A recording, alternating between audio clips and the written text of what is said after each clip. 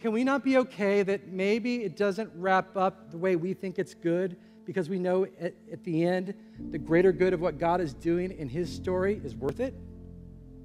Which means Christians can go through hard times, which means that Christians might experience martyrdom. And why a Christian can have joy amid martyrdom is because we know that we're a part of a bigger story.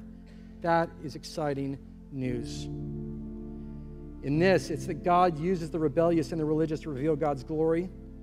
That whether we're rebelling and turning away from God, or we're choosing religion and we're trying to uphold ourselves and to make sacrifices to ourselves on the altar of self-worship, in the end, we're all a part of the story, but the question is, what part?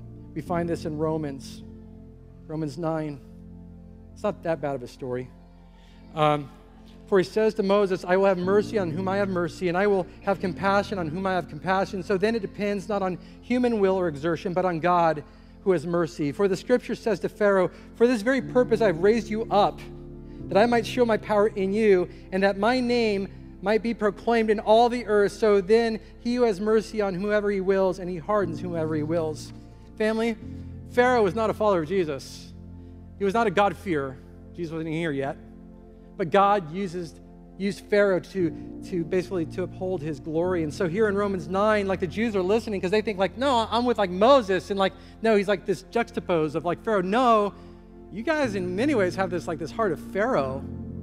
So where are you at in God's story? Because you think you're in, but you may not be in. You may be out. But no matter what we choose, that God is reflected through our lives, and God is working things towards a glorious end, and it's his call. Like, we can argue with God all day about why things are the way they are, but here's the reality. He's God. He's God. It's his call. Like, I've heard people say, man, when I die, I can't wait to ask God this. Or, man, I'm going to give him a piece of my mind. You are not. You're not. It's just crazy. You won't be even able to speak. And you finally, for the first time in your life, will actually realize how foolish you are. What a glorious day. I pray we learn that today and not tomorrow, right? Right. But I've arrived. I've got there. I'm good. I'm good. We're almost. Verse 7 and 8. But through my lie, God's truth abounds to his glory. Why am I still being condemned as a sinner?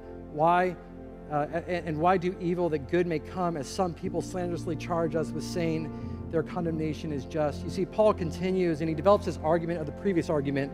And so doing, he says, man, well, what's the deal here? Am I still being condemned as a sinner? In other words, if my falsehood enhances God's truthfulness, if it enhances his glory, surely God can be grateful for me that I was a part of that story to show his goodness and to show him that in me being bad, he's good, so I'm really not that bad.